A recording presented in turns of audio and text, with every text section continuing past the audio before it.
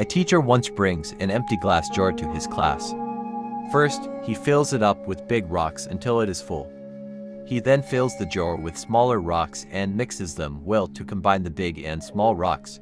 Then he empties a bag of sand and pours it into the jar filled with rocks.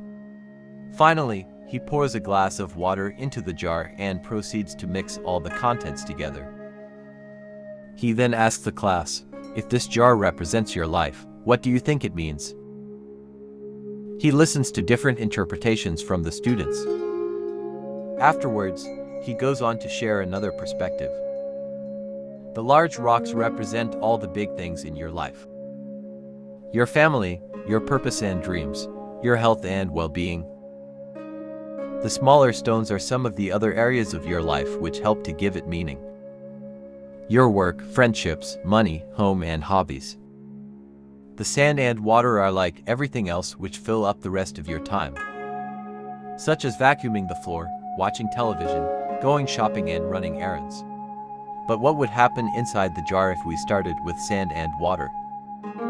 The water and sand would fill the jar and wouldn't allow room for anything else. This story got me thinking deeply about what my jar of life forms.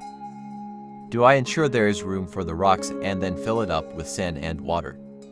Or is my jar full of sand and water, leaving little to no room for rocks? This exercise is necessary to understand what are our priorities. It brings in a lot more intention to the life we are leading. As the author of the book states, we need to be conscious about how we fill up our jars, such that our day is spent on meaningful activities. Of course, this is not to say that we should stay away from sand and water activities. They are important too. But what matters is how we prioritize the rocks in our life. That is to say, our family, friends, health and wellness, finances, career, and recreation all constitute the most essential areas in our lives. If you do not decide on your priorities, you will find that you do not ever find time for what matters to you. In the end, it is all about balance. We need everything in the right proportions to lead a fulfilling and intentional life. Priorities can differ from person to person, and that's absolutely fine. To each his own. A question for you. What does your jar of life look like?